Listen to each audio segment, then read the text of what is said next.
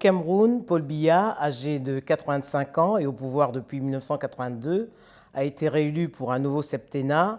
Le scrutin qui a vu la participation de nouveaux leaders politiques s'est déroulé sur fond de crise dans les provinces anglophones du Sud-Ouest et du Nord-Ouest. Michel Galli, bonjour. Bonjour. Paul Biya a été réélu pour un 8e mandat le 7 octobre dernier avec 71,28% des suffrages. Il perd 6 points par rapport à la dernière élection de 2011. Maurice Kamto et Cabral Libri obtiennent eux respectivement 14,23% et 6,28%. Pour le secrétaire général adjoint du parti au pouvoir, c'est une victoire sans appel. Est-ce la lecture que vous en faites ? Le problème, c'est que vous venez de donner les chiffres officiels, effectivement. Et s'ils étaient exacts, ça serait une victoire dans un fauteuil, comme on dit, un fauteuil d'ailleurs de bien longue durée. Ça fait presque 40 ans que Paul Biya est au pouvoir. Mais le problème, c'est qu'à la fois les observateurs émettent des doutes et l'opposition donne des chiffres presque inversés qui vont du simple au double, puisqu'ils donnent pour Paul Biya environ 37%, c'est presque la moitié du chiffre officiel. Donc, quand il y a de telles variations, l'observateur extérieur reste vraiment perplexe et on ne peut pas, évidemment, faute de recomptage de voix, donner son opinion, si ce n'est par rapport aux précédentes élections et peut-être ailleurs au contexte régional, qui voit aussi des sortes de démocrature, ni vraiment dictature, ni vraiment démocratie, qui persistent un peu dans le même schéma. Alors, il y a plusieurs enseignements à tirer de ce scrutin. Le premier, c'est le renouvellement de la classe politique, parce que Paul Biya, âgé de 85 ans, avait face à lui de nouveaux et jeunes candidats. Maurice Kamto a 64 ans, Cabral Libri est le benjamin de cette élection, puisqu'il en a 38, et Joshua Oshie du SDF en a 49. Qu'est-ce que ça traduit de la scène politique camerounaise ? Alors effectivement, il y a un rajeunissement global. Pour autant, on ne peut pas dire que Maurice Kamto a 62 ans et jeune, aussi jeune que Cabral. C'est un homme aussi qui a été du sérail. Et comme ancien ministre. Et comme dans beaucoup de pays où il y a une succession à un long règne en quelque sorte, ce sont souvent, je pense par exemple au Burkina Faso, mais il y a d'autres exemples, ce sont souvent des hommes du sérail qui à un moment prennent un tournant, se présentent comme des hommes nouveaux et qui, pour peut-être les bailleurs de fonds ou les donneurs d'ordre européens et parisiens en particulier, ont quelque chose de rassurant, puisque c'est un peu la fameuse formule du Guépard, tout changer pour que rien ne change. Mais Maurice Kamto était à la tête de sa formation politique depuis 2012, et par le score qu'il a obtenu, il devient la première force politique d'opposition. Tout à fait. Devant le SDF qui occupait la scène depuis 1992. Tout à fait, quelque part, le rôle informel et non statutaire de chef de l'opposition, effectivement, qui lui donne une sorte de pouvoir symbolique. Il y a des pays où il y a d'ailleurs un statut, pourquoi pas. Mais pour le moment, il est dans un moment de contestation, d'ailleurs qui se fait moins vive, à la fois des chiffres, de l'élection et même de la légitimité de Paul Biya. Cabral Libri avec 6,28%, première participation à l'élection également. C'est le benjamin de ce scrutin. C'est un espoir pour la jeunesse camerounaise. Beaucoup se sont reconnus en lui, certainement. Maintenant, juste après l'élection, vous avez assisté à ces déclarations un peu ambiguës sur lesquelles il est revenu, comme quoi, si effectivement on lui proposait quelque chose d'intéressant et pourquoi pas un ministère, il se rallierait éventuellement. Alors c'est ce qui se murmure depuis quelques jours aussi pour Maurice Kamto. Est-ce vrai, est-ce une hypothèse farfelue? L'avenir nous le dira. Mais est-ce que c'est aussi la preuve qu'on peut exister en dehors d'un parti politique, parce qu'il n'avait pas de formation politique? Tout à fait. Et vous voyez là l'influence des réseaux sociaux et de l'image médiatique d'un individu, effectivement, qui se construit tout d'un coup au moment d'une élection. Et ça, il y a eu beaucoup de pays d'Afrique où récemment, il y a eu, je pense à l'Ouganda par exemple, avec ce jeune leader issu des quartiers populaires, une influence tout à fait inattendue des réseaux sociaux. C'est une donne qui va compter aujourd'hui dans les élections sur le continent, parce qu'on l'a vu, la première fois qu'on s'en est aperçu, c'était en 2000, lors de l'élection présidentielle au Sénégal. Tout à fait, ne serait-ce que d'ailleurs pour vérifier les résultats des élections. Il y a eu des choses très intéressantes au point de vue purement démocratique, transmission des données, de bureaux de vote. Là. Et puis, il y a ce côté construction, effectivement, parfois d'ailleurs avec des boîtes de communication, d'une image, d'un personnage nouveau qui correspond, au fond, à cet attrait des jeunes Africains, surtout urbains, pour les nouvelles technologies. Alors Joshua Oshie, qui représentait le SDF, parti implanté dans les provinces du Nord-Ouest et du Sud-Ouest, n'a pas rempli sa mission, puisque le taux de participation dans ces deux provinces est très faible, 15% et 5%. Est-ce qu'il est comptable de la situation qui prévaut dans ces deux provinces ? Bon, il n'est pas comptable, mais il en subit en quelque sorte les conséquences. C'est sûr que par rapport aux élections comme celle de 1992 avec John Fondi, c'est un effondrement en quelque sorte. Mais pour autant, la situation dans les provinces anglophones, la proclamation en 2017 d'Ambazonie dépasse complètement son parti et son cas individuel. Et quelle lecture vous faites du retrait à la veille du scrutin d'un autre candidat anglophone, Hakainde Mouna, qui s'est retiré au profit de Maurice Kamto ?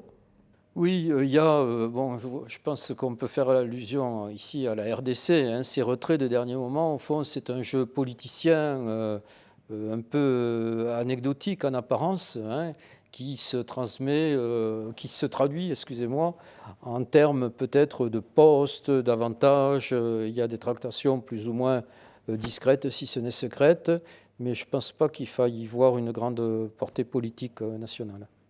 Alors, ce qu'on peut déplorer également, c'est le mode du scrutin.